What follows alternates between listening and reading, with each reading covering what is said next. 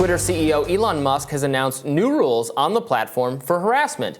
He tweeted, "Repeated targeted harassment against any account will cause the harassing accounts to receive at minimum temporary suspensions. The words cis or cisgender are considered slurs on this platform."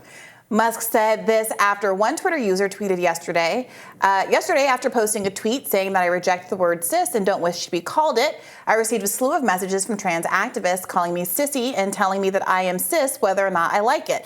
Just imagine if the roles were reversed. I guess it's cis. I always say cis. I added a little Well, Z in Robbie, there. you can pronounce it the way you want, but if you tweet it, you could get banned. What do you make of this? Well, look, I agree that repeatedly pestering someone, harassing them, tweeting at them in a irritating, name-calling, regardless of what the word is in question, in a way designed to, yeah, you can get banned for that. You could already get banned for that. Yeah, but this is the question. So I agree with that in principle. But the question of what defines harassment is very subjective. Entirely subjective, Brianna. For example, every time I'm critical of the war in Ukraine, a series of bots who I'm pretty confident are the K-Hive Brock bots, the formerly Hillary Clinton bots that became Kamala Harris bots that the LA Times reported on a few years back.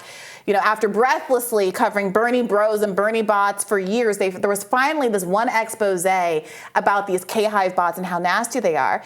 If I tweet about Green parties, third-party runs, if I tweet about the war in Ukraine, these clearly, in my subjective view, Democratic Party-associated bots swarm me.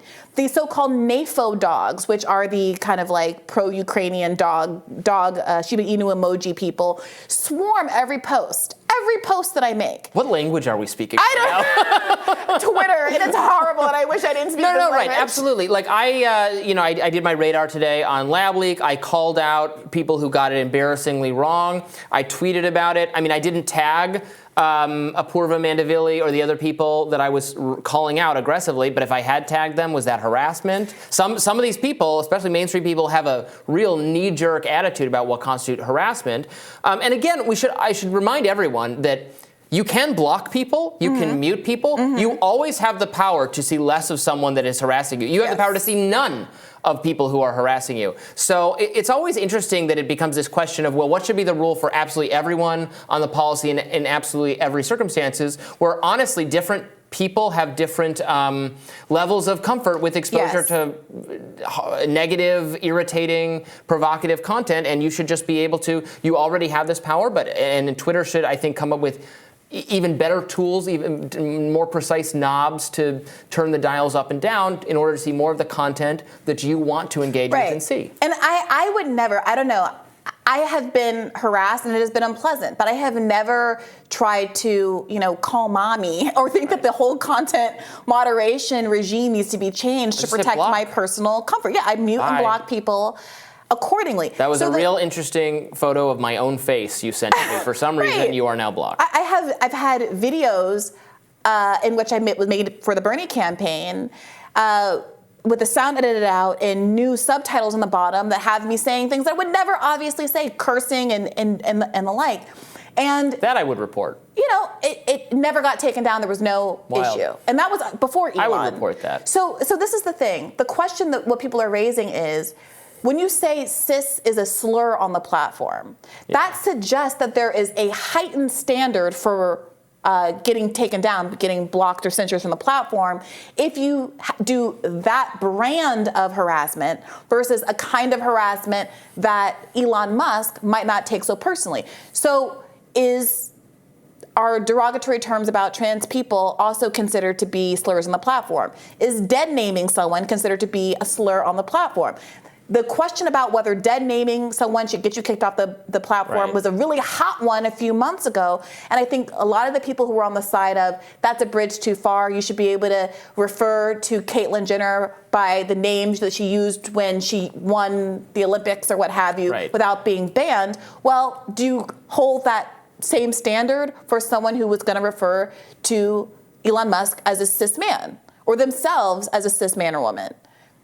Right. I mean, I think if you tweet at Caitlyn Jenner over and over again going, hey, Bruce, you're a dude, you're a dude, Bruce, you're a dude, and they moderate you, that's fine. If you say Caitlyn Jenner used to be Bruce Jenner when that individual won the Olympics, I don't think that should be moderated at all. Similarly, probably cisgender is just like the term to refer to someone who is not transgender. What I suspect here is this is Elon somehow like signaling his kind of opposition to the concept or to wokeness. He seems pretty worked up on gender-related issues. Yeah.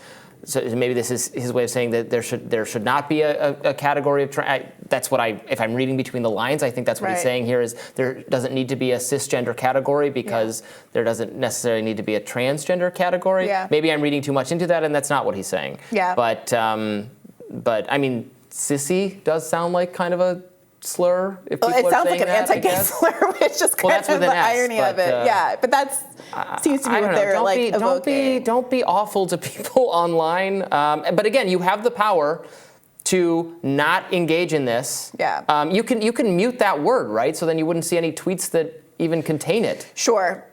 I mean, look. If it bothers you. I'm really, again, I'm not saying this. I think I did a radar about this when it happened. And I'm not saying this because I want sympathy. Quite the opposite. I'm raising this as an example of how I handled this stuff on my own without needing an entire censorship regime to protect me and my feelings. Yes. But like, when I criticized Joe Cicerone for his stance on Ukraine, I had a legion of bots calling me the N-word and posting pictures of a NAFO dog in a cotton field saying, "You dropped this." And there was no proclamation from Twitter that it's inappropriate to call people the N-word, insinuate they should be slaves in a cotton field, all because they had a political opinion that differed from another person's. And so I do think this feels, even if you, as I do, I agree that you shouldn't be harassing people in any respect. I think that all of them, like the repeated posting under people's posts, even if it's, these trans activists against Elon Musk, and even if I ideologically agree with them over Elon Musk, at a certain point is I think well described as harassment and inappropriate. But is Elon Musk selectively deplatforming harassment when he personally is bothered by it, but indifferent to the concerns that, frankly, a lot of marginalized people raised long before he bought the website, that harassment against them was going unmoderated? And look, this frankly just does go a little bit in both directions. If you poke the bear on social media, if you say something designed to provoke and inflame, and this is kind of what Peter Hotez, the very pro-vaccine doctor, has kind of done this last week or so, you're going to get, no matter which, both community, you're going to get, you can get tons of attacks from right-wing people, you can get tons of attacks from liberal resistance people,